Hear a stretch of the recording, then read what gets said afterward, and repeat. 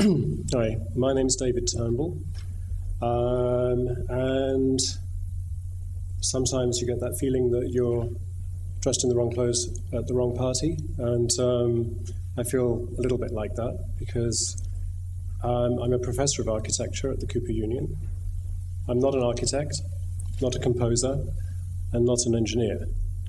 So I'd like to get a sense about how many architects, engineers, and composers there are in the room. And I'm sure I'll never find out. But I guess it's a tribute to the complexity of Xenakis that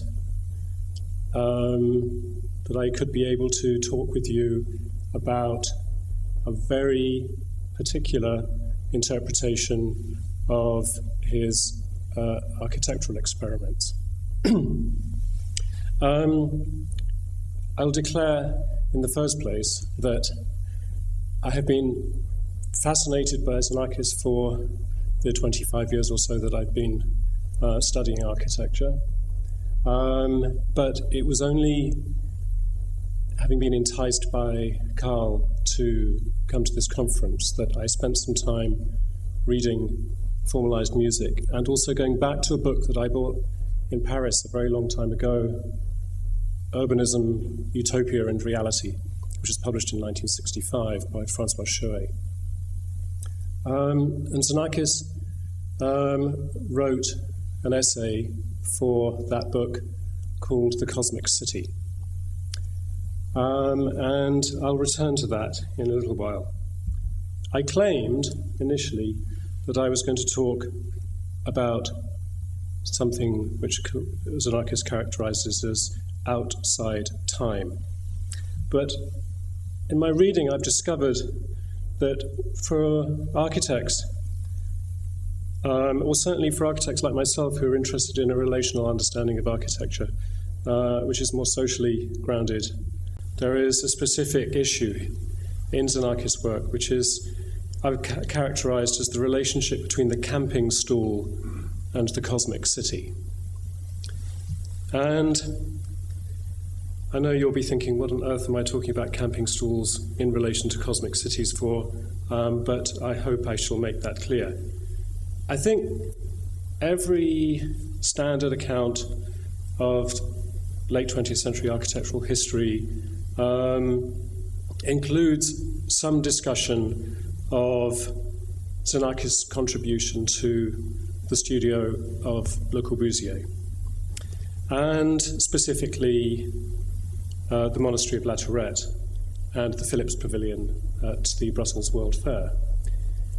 What I've discovered in reading and thinking about Xenakis, and thinking about two things, one of which is, what was it like to be a young man and join the resistance? Second, what was it like to kayak around the coast of Greece and find, go and get into a kayak and then find a site for a house? And third, what does it mean to actually draw precisely the spatial configurations of the orchestra in relation to the audience? And what might that mean for us in relation to an eco-political project for the future as a kind of message from Xenakis that is embedded in his writing and in his drawings, but not explicit? So I started by looking at the monastery of La Tourette. And you'll see sneaking into the corner of these photographs of the refuse from my research on the floor, a little piece of the cosmic city entering into certainly the image, but also my consciousness, because it became more and more important. I think there's been a presentation this morning already that's referred to the ondulatoire of La Tourette, and also to the ruled surfaces of the Phillips Pavilion. So I wanted to go straight to the piece that I found most fascinating in relation to architecture as this, in relation to some kind of eco-political reading, which was Nomos Gamma from 1967-68. 98 musicians scattered. And it's the scattering that interests me specifically. Xenakis describes Nomos Gamma and its performance in relation to two poles, pure chance and pure determinacy. Here's a zoomy image of a performance of Nomos Gamma at the Albert Hall in London. But I wanted to look at one specific issue, and that issue is described in formalized music as this. Nomos Gamma innovated the scattering of the orchestra and proposed two fundamental changes. A, the quasi-stochastic sprinkling of the orchestral musicians among the audience. The orchestra is in the audience, and the audience is in the orchestra. The public should be free to move or to sit on camp stools given out at the entrance to the hall. Each musician of the orchestra should be seated on an individual but unresonant dais with his desk and instruments. The hall, where the piece is to be performed, should be cleared of every movable object that might cause aural or visual obstruction, seats, stage, etc. A large ballroom, having, if it were circular, a minimum diameter of 45 yards, would serve in default of a new kind of architecture which will have to be devised for all types of present-day music, for neither amphitheatres and still less normal theatres or concert halls are suitable. So, I mean, what is so striking is the issue, which is this.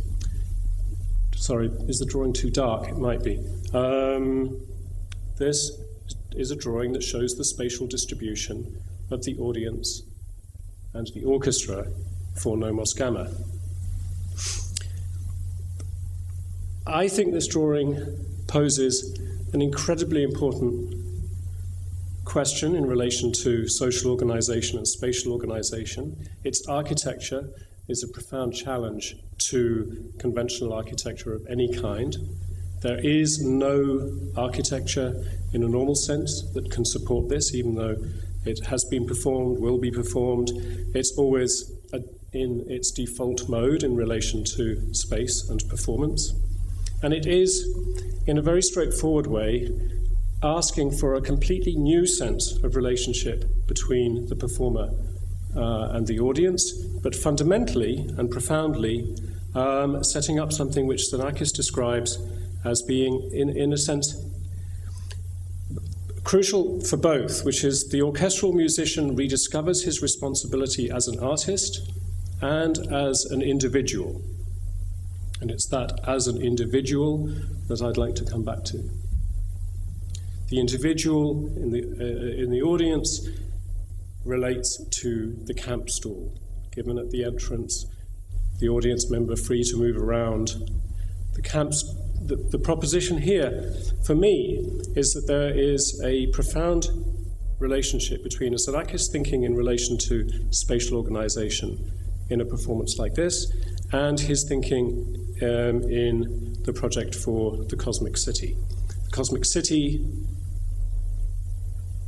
Francois Chouet claimed, a techno-utopian project of extremely tall, punctual structures, multi-use, with new transportation systems, pointing to some new possibility in the future, but in a sense dealing with, as many architects and engineers were at that time, with population and ecological questions in the present.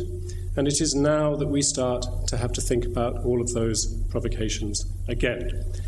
The ecological crisis and the question of the formation of new types of democracy, as described by the German sociologist Ulrich Beck, a move towards a democracy without enemies, and the formulation of what he calls the open city, an open city which includes an architecture of reflexive modernity, a city of individuals, not a city of either or, but a city of and, a city of synthesis, a city which is against the architecture of apartheid, and a city which is an open-minded space.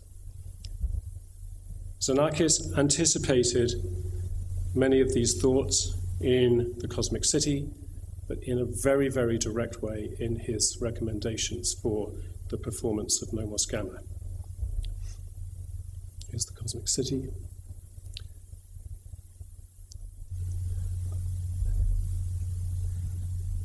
I suppose it might be scandalous to associate Xenakian utopianism with Beck's democracy.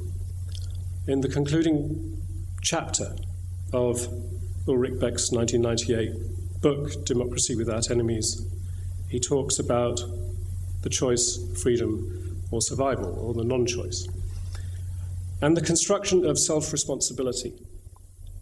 It seems to me that in Xenakis' drawing for Nomos Gamma, he describes very precisely that the construction of self-responsibility, the responsibility of the musician, and the responsibility of the audience member, and the freedom of their interrelationships.